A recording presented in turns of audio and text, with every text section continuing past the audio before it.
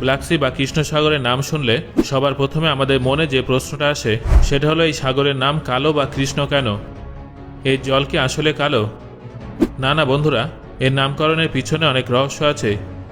কৃষ্ণ সাগর অর্থাৎ ব্ল্যাক সির গভীরে এমন সব রহস্য চাপা পড়ে আছে যেগুলো আজ পর্যন্ত উন্মোচন করা সম্ভব হয়নি।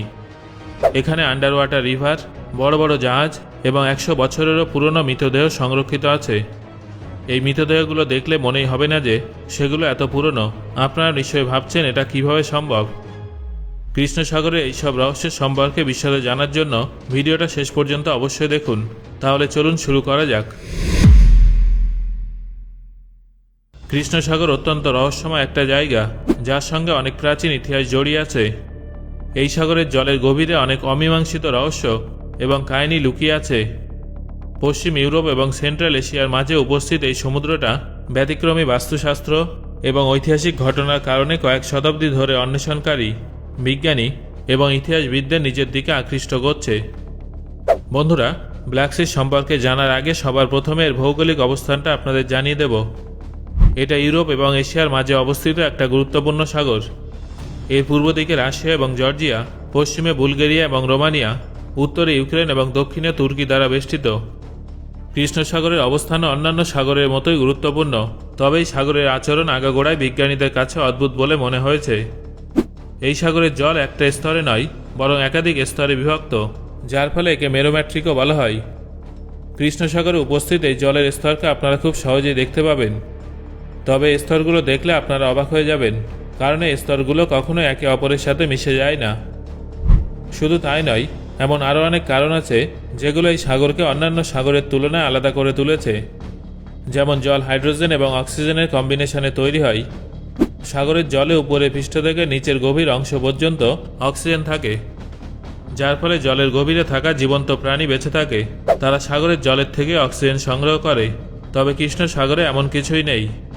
ব্ল্যাক সিতে গভীরতা যত বাড়ে, পরিবেশ ততই ভয়াবহ আকার নেয়।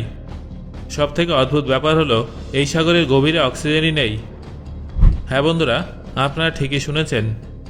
কৃষ্ণ সাগরের উপরে পৃষ্ঠ অর্থাৎ প্রায় 150 মিটার এলাকায় অক্সিজেন আছে, যেখানে সামুদ্রিক প্রাণী থাকতে পারে। আপনি যত নিচে নামবেন এর জলের থেকে অক্সিজেন ক্রমশ উধাও হয়ে যাবে। প্রায় 150 মিটারের স্তরের নিচের অংশটাকে কৃষ্ণ সাগরের এলিয়েন ওয়ার্ল্ড বলা হয়। কৃষ্ণ সাগরের আরেকটা রহস্য হলো এর বাস্তুতন্ত্র। যেমনটা আপনাদের আগেই বললাম যে এখানে জলের গভীরতা যত বাড়ে অক্সিজেনের মাত্রা তত কমে যায়, যেটা এই সাগরটাকে ব্যতিক্রমী করে তুলেছে। এই সাগরের একদম নিচে অক্সিজেনও নেই, আবার কোনো জীবিত প্রাণীও নেই। সেই জন্যই হয়তো প্রাচীন কাল থেকে এখনও পর্যন্ত ব্ল্যাক সিতে যা কিছু ডুবে গেছে সেগুলো আজই একইভাবে অক্ষত অবস্থায় আছে। আসলে কোনো কিছু পচে যাওয়া বা কোনো মেটালের জিনিস নষ্ট হয়ে যাওয়া সবটাই অক্সিজেনের উপরে নির্ভর করে। যদি পরিবেশে অক্সিজেন না থাকে তাহলে কোনো জিনিসই পচবে না, আর মেটালের কোনো জিনিসও নষ্ট হবে না। এই কনসেপ্টটা ব্ল্যাক সির নিচে উপস্থিত মৃতদেহ এবং জাহাজের ক্ষেত্রেও প্রযোজ্য। সেই জন্যই ব্ল্যাক সিকে এমন একটা টাইম ক্যাপসুল রূপে দেখা হচ্ছে যেখানে জেনারেল ডিকম্পোজিশন সম্ভব নয়। যখন প্রত্নতাত্ত্বিকরা ব্ল্যাক সিতে গবেষণা করেন তখন তারা এমন কিছু পুরনো জিনিস খুঁজে পান যেগুলো কয়েক হাজার বছর পুরনো। তবে অদ্ভুত ব্যাপার হলো এই জিনিসগুলো দেখলে কিন্তু পুরনো বলে মনে হবে না, মনে হবে যেন সেগুলো কয়েকদিন আগে এখানে ডুবে গেছে। কৃষ্ণ সাগরের এই ইউনিক স্ট্রাকচারটা সামুদ্রিক জীবনে গভীরভাবে প্রভাব ফেলেছে। এই সাগরের উপরিপৃষ্ঠে অনেক ধরনের মাছ পাওয়া যায়, যেমন অ্যাঙ্কোভাইস, ম্যাকারেল এবং ডলফিন। তবে এর মাঝের স্তরে কোনো ধরনের সামুদ্রিক প্রাণী দেখা যায় না। যে সমুদ্রের উপরের স্তরে সামুদ্রিক জীবন একদম স্বাভাবিকভাবে বিরাজ করছে, তার একটু গভীরে গেলে হয়তো তারা আর বেঁচে থাকবে না। হয়তো এই কারণে একে ব্ল্যাক সি বলা হয়। তবে নামের পেছনে আরও বেশ কিছু থিওরি প্রচলিত আছে। বেশ কয়েকটি অনুমান অনুযায়ী এই সমুদ্রের গভীরে এমন একটা স্তর আছে যেখানে অক্সিজেনের অভাবের কারণে প্রাণের অস্তিত্ব সম্ভব নয়। শুধু তাই নয়, সাগরের এই অংশে কোনো ধরনের বায়োলজিক্যাল অ্যাক্টিভিটি হয় না। একে বেশিরভাগ সময় ডেড জোনও বলা হয়। এই এলাকায় যেসব জাহাজ প্রবেশ করত সেগুলো হঠাৎ করেই উধাও হয়ে যেত। সেই জন্য এই সাগরটাকে রহস্যময় বলে মনে করা হয়। ইতিহাসের পাতায় চোখ রাখলে আপনারা জানবেন যে এই সাগরটা একাধিক যুদ্ধ এবং সাম্রাজ্যের সাক্ষী ছিল। প্রাচীন গ্রিক, রোমান এবং অটোম্যান সাম্রাজ্যের সময় থেকে এটা অত্যন্ত গুরুত্বপূর্ণ সমুদ্র পথ হিসেবে পরিচিত, যেখানে বাণিজ্য এবং যুদ্ধের কারণে একাধিক জাহাজ সমুদ্রের নিচে ডুবে গেছে। তারপর সময়ের সঙ্গে সঙ্গে সেই সব জাহাজের ধ্বংসাবশেষ এই কৃষ্ণ সাগরের গভীরে বিলীন হয়ে গেছে। প্রাচীনকালে যখন কৃষ্ণ সাগরের মাধ্যমে বাণিজ্য করা হতো তখন বণিকদের এখানকার বিপজ্জনক ঝড়ের সম্মুখীন হতে হতো।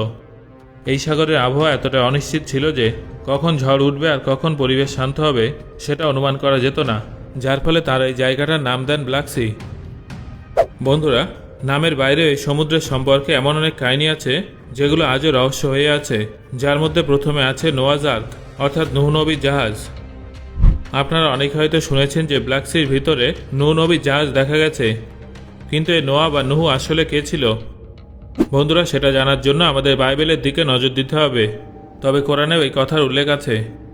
বাইবেলে বলা হয়েছে যে একবার সৃষ্টিকর্তা গোটা বিশ্বকে ধ্বংস করে দিতে চেয়েছিলেন, যার জন্য তিনি প্রাকৃতিক দুর্যোগ বন্যার সাহায্য নেন।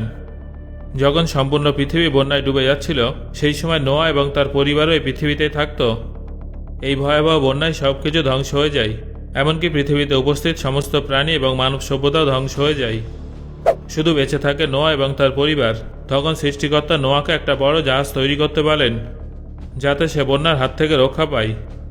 বলা হয় যে নূহর এই জাহাজ শেষ পর্যন্ত আরারাত পর্বতে থেমেছিল, যেটা এই সাগরের পাশে আছে।